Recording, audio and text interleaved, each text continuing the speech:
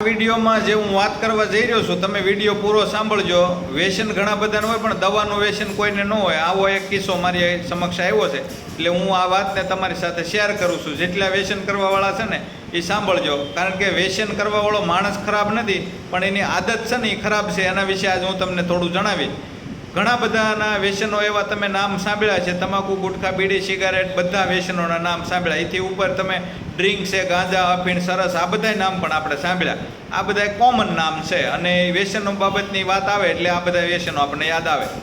અને જે કોઈ કરી રહ્યા છે એ લોકો ખાસ સાંભળજો. ગઈકાલે એક મારી સમક્ષ એવો ફોન આવ્યો કે ભાઈ મારે દવાનું વ્યસન છે, દવાનું. એટલે મેં કીધું કઈ દવા? મને કે પીવાની. હવે પીવાની દવાનું વ્યસન થઈ ગયું છે. તો મારે એને પૂછ્યું, મેં કીધું ભાઈ તમે શેની દવા પીવો છો અને કેટલા ટાઈમથી હું તમને વ્યસન છે એવું?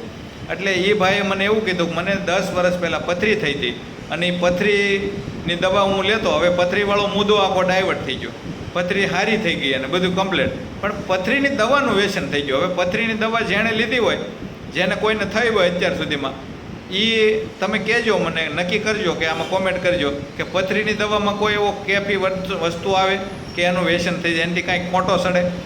માણસને આદત શેની પડી જાય ને એનું નિર્ધાર નથી. ક્યારેક હેની આદત પડી જાય, એટલે એ માણસને રોજે અત્યારે એ 99 રૂપિયાનું 10 ગોળીનું પેકેટ આવે, તો એની આદત આજે 10 વર્ષે પણ એ ગોળી લેવાની આદત છે. દવાનું વ્યસન તમે ઘણા બધા એની પાસે એવું સાંભળ્યું છે કે આને આ વ્યસન. એકવાર એવું સાંભળેલું આપણે કે પેલી પંચરની ટ્યુબ આવે ને એ ઊંઘવાનું વ્યસન પણ હોય, એનાથી ક્યાંક ખોટો સડે. તો હવે આ વ્યક્તિને આવું વ્યસન, દવાનું વ્યસન છે. લ્યો, હવે આમાં કાંઈ નિર્ધાર છે, એમાં કાંઈ કેફ નથી આવતો છતાં પણ, એટલે માણસ ખરાબ નથી, એની આદતો ખરાબ છે. અને આદતો કેવી હોય છે? તો એ એક સાબડામાં પરિવારને રાખો, એક સાબડામાં એની આદત રાખો, તો આદતવાળું સાબડું ભારે થાય.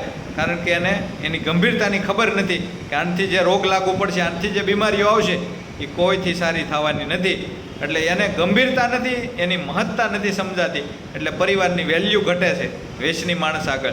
અને પછી કાંઈ ગંભીર બીમારી આવે ત્યારે પરિવારનું મહત્ત્વ સમજાય, પણ ત્યારે બહુ મોડું થઈ ગયું હોય. એટલે વિડીયોને શેર કરી દેજો અને કોમેન્ટના માધ્યમથી તમારા મંતવ્યો ચોક્કસ જણાવજો. ઓકે, ધન્યવાદ.